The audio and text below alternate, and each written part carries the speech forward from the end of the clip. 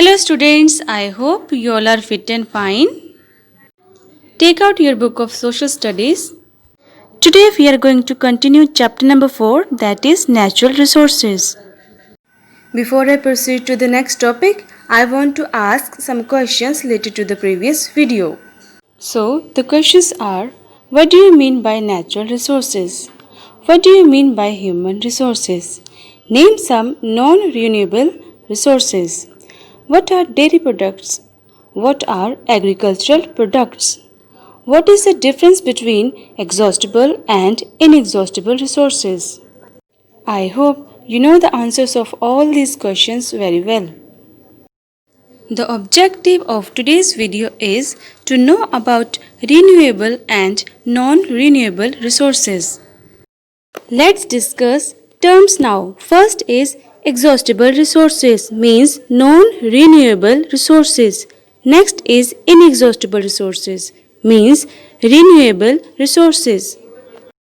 Now students, concentrate on the point renewable resources, which is given at page number 22 of your book. Renewable resources are part of our natural environment. Water, sun, wind, tidal energy and rainfall are part of our natural environment. They are inexhaustible as they cannot be completely used up by human use. The living resources like forests, agricultural productions, animals and human beings are also renewable and inexhaustible if the conditions are favorable to them to reproduce.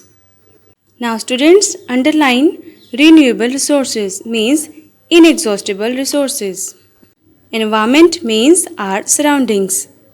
Tidal energy means energy produced by rise and fall of ocean tides. Agricultural productions means livestock productions like wheat, rice, etc. Favorable means making you sport. Reproduce means produce again. The another name of renewable resources is inexhaustible resources. They are important part of our natural environment. Renewable resources are given by nature, or we can say that given by God. For example, water, sun, wind, tidal energy, etc. These are those resources that can be renewed naturally over time. They cannot be completely used up by human use. The living resources like forests, agricultural productions, animals, human beings, etc. are also renewable and inexhaustible. But living resources need favorable conditions to reproduce. For example, if one has to reproduce wheat, then he or she needs good quality of soil, water for irrigation, sunlight, proper temperature, weather, etc., which is suitable for wheat. In this way, we can say that some living resources can be reproduced if the conditions are favorable to them to reproduce. Now students, see these two pictures. One is of forests, another one is of waterfalls. These two are renewable resources. Forests means a large area of land covered with trees. Waterfalls means water falling from great height. Now let's read the next point. Non-renewable resources. The natural resources that cannot be replaced once they are used are called non-renewable resources. They are exhaustible resources. For example, minerals and fossil fuels. Fossil fuels are energy resources that come from the remains of plants and animals, which are millions of years old. Petroleum, oil, natural gas and coal are fossil fuels. They are non-renewable.